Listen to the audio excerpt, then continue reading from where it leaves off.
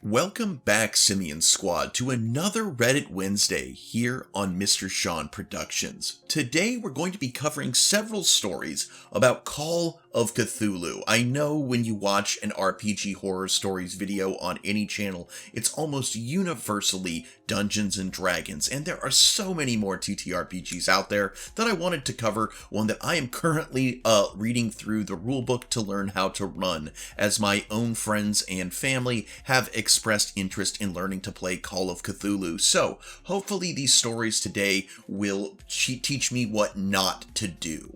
Today we have 6 stories for you because these ones are a little shorter for the most part, and we're going to start lighthearted, and the last 2 are a little heavier, but there will be appropriate trigger warnings before I begin those stories. So if it's something that you don't want to listen to, you want to dip out of, there's plenty of other videos to watch, but we're going to get right into this. Our first story is called Cthulhu Shows Up and Eats the Whole Party in Session 1. This happened a good while ago, but was one of the experiences that drove me to take up DMing myself with the mindset that surely tabletop shouldn't be this terrible.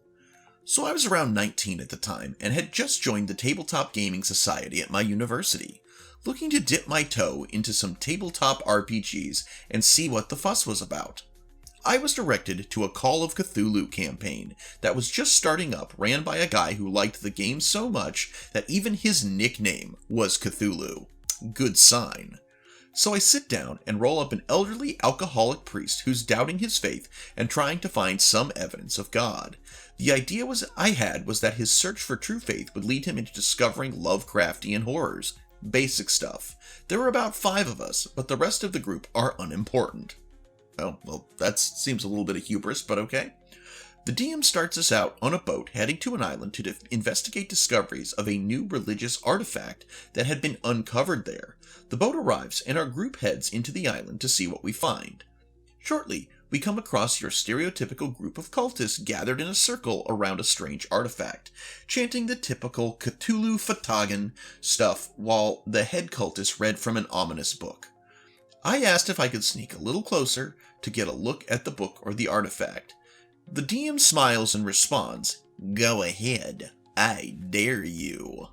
Ominous, but I do it anyway and roll for stealth. I succeed the check. The DM is not happy. The DM angrily explains that I get closer to the group and I can see, and I quote, "all of the DM's notes written down for the campaign because I had to ruin everything." Before I can get an explanation, he shouts that all the cultists instantly see me and the rest of the party, and they pull out guns. We have no idea how to fight, and they seem pretty mean, so we run for the boat. One of our party members gets shot on the way back and instantly dies. We arrive at the boat and start to set sail when the DM interrupts us to say, "Something is moving on the horizon. Wait, why is the horizon itself moving? And is that tentacles? Cthulhu himself arrives and kills you all." He then closes his book and tells us that's the end of the campaign. The weirdest part was that he seemed generally interested in what we thought of the campaign and was surprised that we all seemed confused and upset at what had happened. Guys, it's called learning to pivot. If one successful stealth roll is enough to derail your entire campaign to the point where you as the game master have to rage quit, yeah, you suck as a game master. I'm sorry, not sorry, but you suck as a game master. Especially when apparently you're so into the whole Cthulhu thing that your nickname is Cthulhu. Wow, what a prissy little game master baby pants. Again, I have to pivot all the time when I run games, so I don't know why this guy, if he's so into this, one stealth roll to look at a book somehow ruined everything for him. Jeez. Alright, let's move to the next story. This one is called Players Traumatized Themselves, Call of Cthulhu. Maybe this story isn't that bad, but my first official time running Call of Cthulhu's Deadlights scenario for a few friends, 2 players, and they finished it a bit more shaken than they expected. Probably less surprising for some veterans around here. Very minor spoilers. I don't remember the characters' names, so I'll say they were Belle, a gun mole, on the run trying to get a normal life, and Tim, a private detective called to investigate some missing persons cases nearby. Pretty sure they just ran into each other and Belle became a permanent protection client. They hit all the expected tropes of the scenario. Hidden Menace vaporized people, the cops they called showed up and were scared off or killed, and this gradually scared the players into hiding inside until they eventually ran to the plot up at a nearby cabin after following clues. It was shaping up to be a real by-the-books run. Good for newbies. Well, they come down to the final hour. The deadlight is destroying the place, and the surviving locals, me, dropped hints to try and convince them that there's multiple ways to deal with it, including but not limited to the option they found, ritual murder. The players laugh off the other options, not seeing the dozens of hints I left them, and after reading some notes on the creature, they believe they understand the ritual to put the creature back to rest. The situation came to a head with them sacrificing an NPC as she begged for her life, literally to the very end.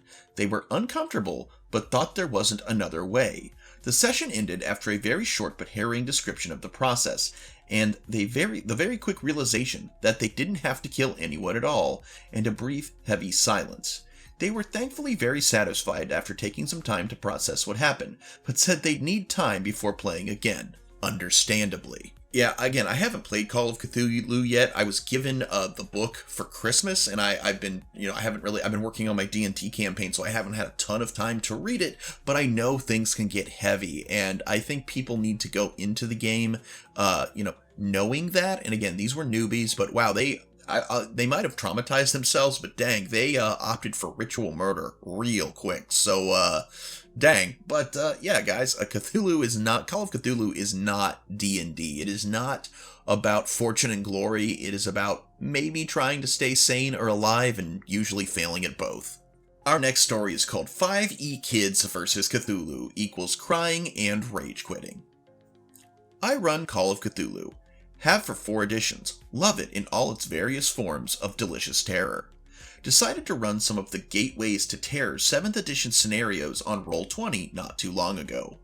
95% goes very well. I earned some permanent players and formed a few great campaigns out of it, but there were a couple incidents. It was, I believe, the Necropolis scenario. 2 players were new and had come from 5e and wanted to play Cthulhu. They claimed to have owned the starter set and read it, and familiarized themselves with the rules of Call of Cthulhu 7th edition. I thought their character stories were a little too verbose for a one-shot, but that shows some moxie, so I was like, sweet, right? Well, as you may be aware, in Cthulhu there is a mechanic called sanity. Whoa, betide those who fail too many sanity rolls. But as a linchpin mechanic of the system, and being assured the 2 were familiar with the rules, I wielded them to full effect, as any competent keeper would. And these gents did indeed fail sanity rolls, one in fact so badly that his character fled in terror right into a collapsing brick wall, killing him after being buried.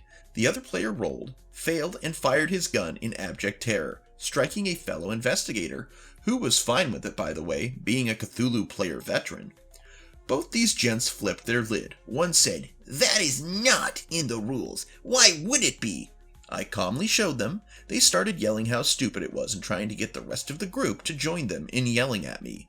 The group were like, "What are you doing, dude? It's part of the game. It's a one-shot." Cue other kid, who shot fellow NPC in terror, agreeing with the complainer, saying I was taking away their player agency, and that I was an abusive DM. It's Keeper, kid. They then quit all contact with the group and blocked everyone after their Whisper campaign failed, even going so far as messaging people in other games of mine to warn them of me. LOL.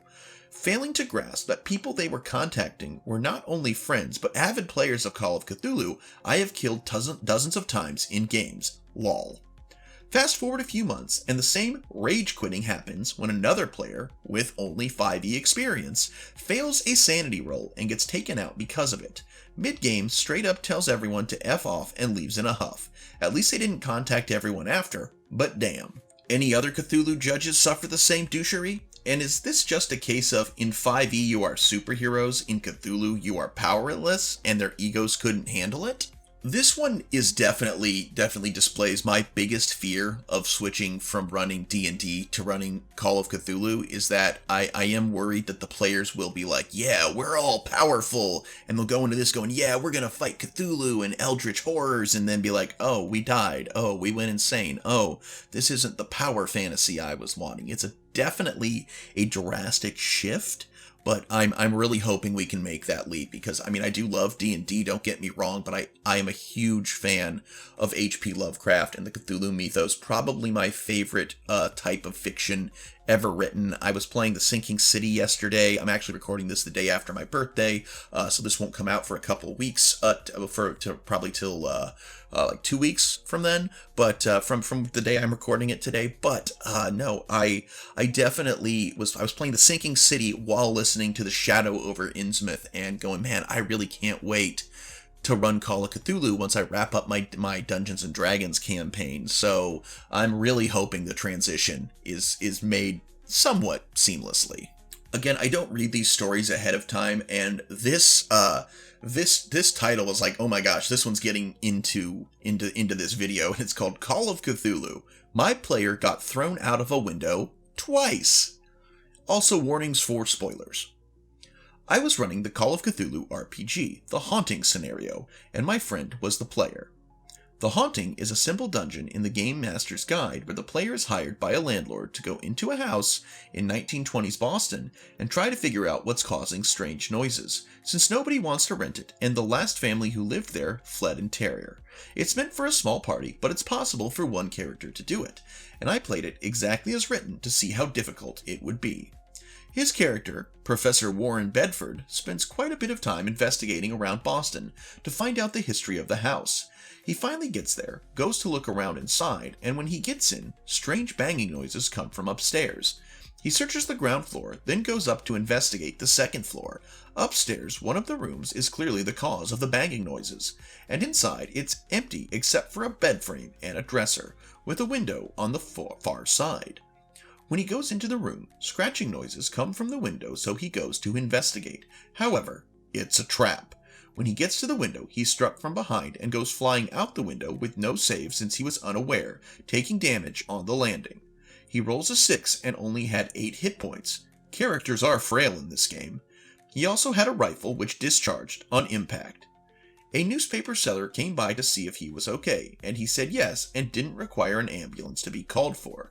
He then tried to do first aid on himself, but failed, as that wasn't one of his skills.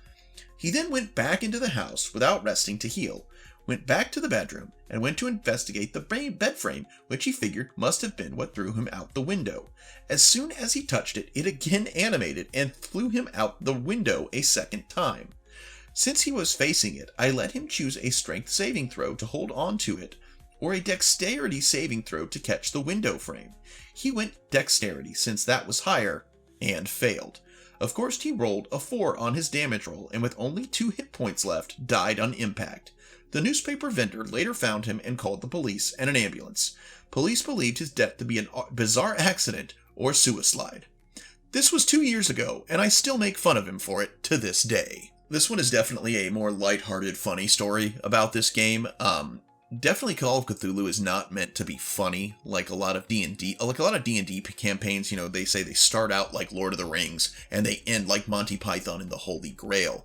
And, Call of Cthulhu really doesn't have that level of humor unless you listen to the tale of Old Man Henderson, which is a video I did a while back on this channel. I might need to re-record that at some point, but there's always fun when there can be a little levity in a serious dark horror game. Okay, guys, so we're about to get into the heavier stories, the last 2 of this episode. I couldn't think of the word for a second, but before we do that, I just wanted to say thank you all so much for your continued support of the channel. Thank you for coming here, for watching the video, for liking, for subscribing, for sitting through the ads as these videos are now monetized. It's our first year of monetization, and for helping me work towards reaching my goals for the year. Again, your views, your subscriptions, your comments, your likes, those are the things that help the channel the most. But if you want to help in a different way, there is also the option to become a Patreon patron or a channel member. As little as $1 a month gets you access to all of my member exclusive videos, as well as the members' first videos, which come out from time to time, which members get 24 hours early access to. I also have links to Mercari and eBay, where I sell my custom miniatures, which is originally what this channel was created to advertise, but we've since grown beyond that. But anyway, no matter why you're here, thank you so much for being here, and we're going to get into those last two stories. Alright guys, our next story is titled, How a DM Killed My Interest in the Call of Cthulhu TTRPG, with trigger warnings of SA/R. And this one is tagged NSFW, so again, if you don't like that, please check out one of my other videos, but here we go.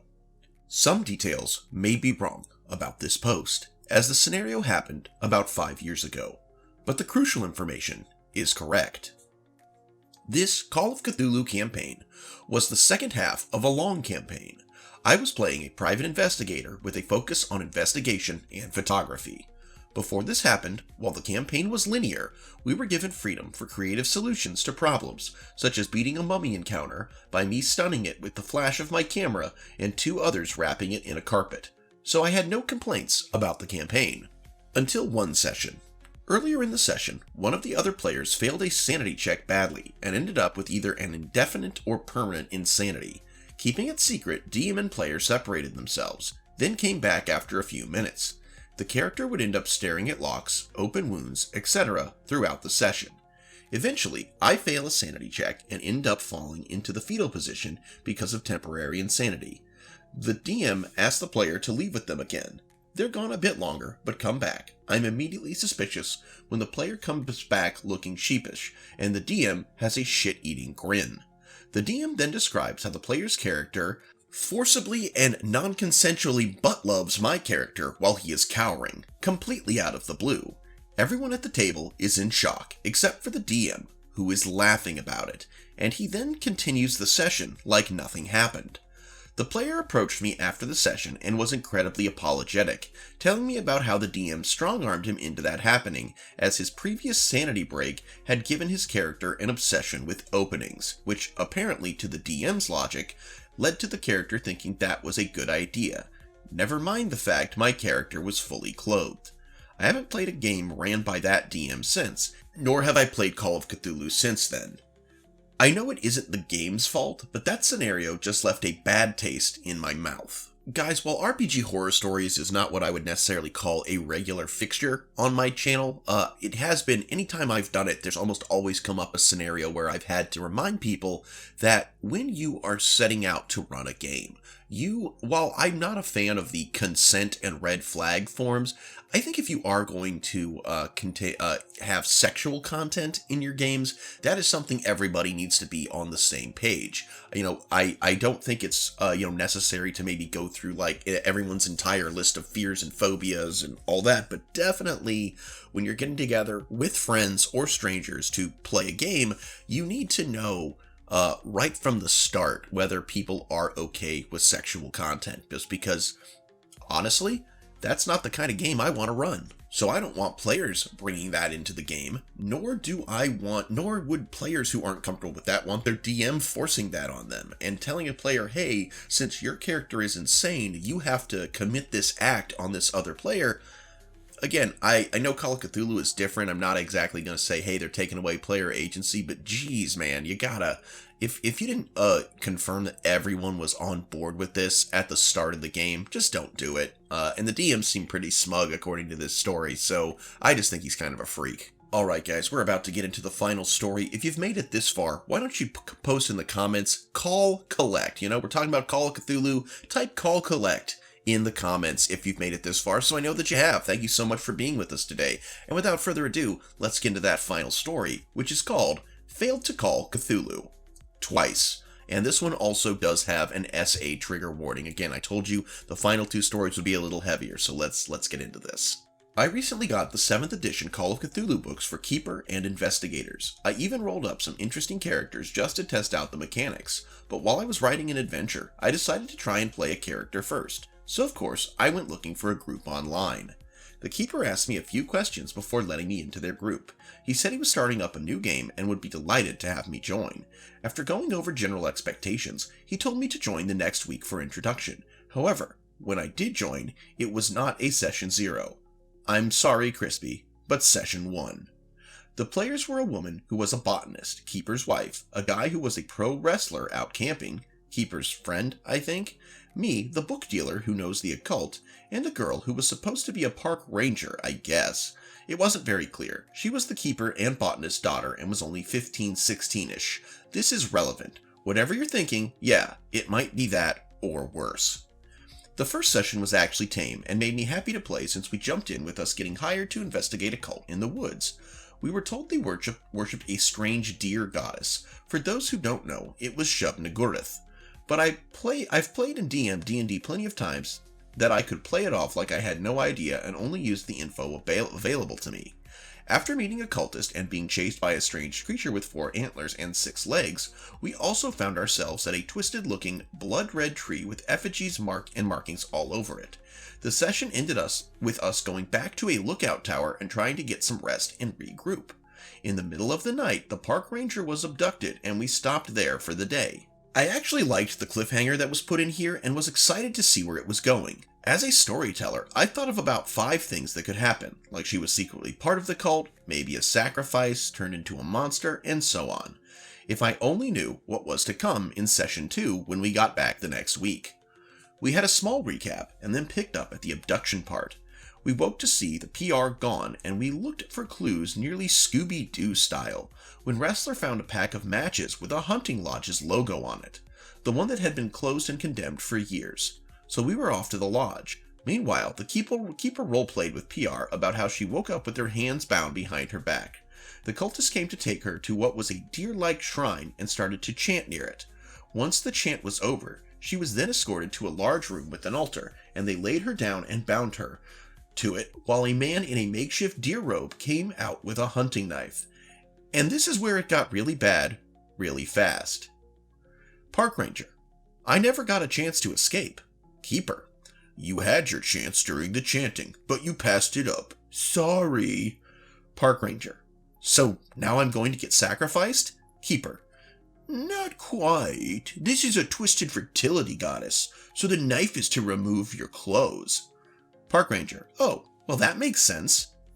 At this point, I am glaring at my screen with utter shock and horror. In my meeting with this dude, I said what I was not okay with. No phobic slurs, no racism, real-life politics, and above all else, SA of any kind. And that is exactly what was about to happen. Even worse is that this is, once again, his 15-year-old daughter, and I could not for the F of me understand how her mother and Keeper's friends can just sit there. I disconnected from the group and went to get a beer to calm my nerves, only to have Keeper ping me. He asked me, "Hey, are you having a connection issue?" I said no. What the F was that? I said no to SA. He replied, "Well, it's not being done to you. It's being done to her. I'm still complying."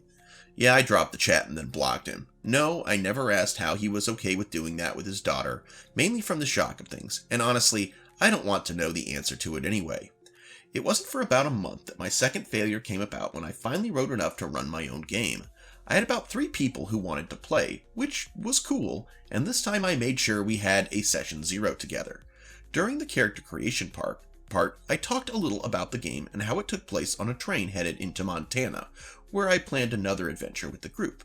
But this instantly had one of the players, whom said he played several times, say to me, "So you are literally railroading us?" Of course I laughed it off as irony. I didn't want to give too much of it out, but I was hoping it would be something like Last Voyage of the Demeter. I had a vampire on board and they had to either kill the vampire or survive for 18 hours, game time, so the vampire hunters at the station could take care of it in secret. What I told him was, basically you need to survive for 8 hours, but there is a way to stop whatever threat is there. This got him to interrupt me and say, "Have you ever played an RPG before? You're not supposed to railroad. And here you are making it a literal railroad. We are supposed to explore, go to locations, do stuff in an open world, not play who did it on a train." I tried telling him it was going to be fine, but he kept airing his grievances about my incompetence until the other 2 players ended up leaving. And then he followed saying, "See, even they get how lame this is." I tried telling him they left because of his actions. I told him that I had an introduction event and that once they get to the station there would be more, but he wasn't having it. I eventually just left, and thankfully he never tried to contact me again. I think for now, I'm just going to stick to DMing D&D for my friends and just shelve the Call of Cthulhu books for now. Maybe I will get them to agree to play. If not, I guess that's fine too. Anyway, thanks for reading, and I hope everyone has a critical success today. I mean, OP, certainly the second offense was far less than the first offense, thankfully, so at least your Call of Cthulhu attempts are going in the right direction, I suppose. The first part of the story kind of reminds me, of a game that I played once with some very good friends of mine, and the game was run by my friend's mother, and she was playing, as was her father, and a couple of her friends, and also my wife, and there was a scene where my friend's character, she was playing a female goblin, was trying desperately just to seduce somebody at the bar because she kept failing, and when she finally succeeded, she said, "Okay, I guess then and her dad goes, "Please do not roleplay having sex verbally with your mother. Can we move on?" And we were like, "Yeah, thank you for saying that." She's like, "Oh God, I didn't realize what I was about to try to do. Yeah, that's weird. Let's keep going." It's that was in the right direction versus this game that the OP have played of Call of Cthulhu, where apparently the family was perfectly fine role playing that out, which is weird. And I love the person who thinks that a train segment in a game is I mean, it literally is railroading, but it's not railroading in the RPG sense. It's just an opening scenario. But I think you get this a lot because a lot of people have a very specific type of adventure they want to have in these games. But the thing is that what they really want to do is tell their story, but they don't want to have the responsibility of being the keeper, the game master, the storyteller, the dungeon master, whatever you call it. That's really what they want to do, but they don't want the effort. They want someone else to tell the story of the character they're wanting to play, and for them to be able to play it without, being the one in charge. They want to live their story. And so the idea is that when they are met with roadblocks to that ideal, because, again, they want their story with no effort, then they throw a little bit of a hissy tantrum. And that's just bad. That's just bad player etiquette. If you really want to, if you want to tell a specific story, be the game master. If you don't want other people messing up your story that you want to tell, write a book. And I guess that's the video today, guys. Thank you so much for being here, if indeed you still are. I read Reddit stories every Wednesday, and of course we have the Creepypasta Mondays and the Lost Media Fridays, and I definitely do have another member-exclusive opinion piece in the works, so if you want to hear that, then, you can join any of the tiers on here or on Patreon, starting as low as $1 a month, and that will get you access not only to the upcoming one, but to all of them. Based on the fact that I am recording several videos ahead, the opinion piece might actually already be posted by the time this one goes live, but it's one about my opinions on the idea of whether or not people are generally good or generally bad as a natural state, and my answer may surprise you. But until next time, guys, I'm Mr. Sean, this is Mr. Sean Productions, and I sincerely hope that you alpha great day and an even beta tomorrow. Bye-bye.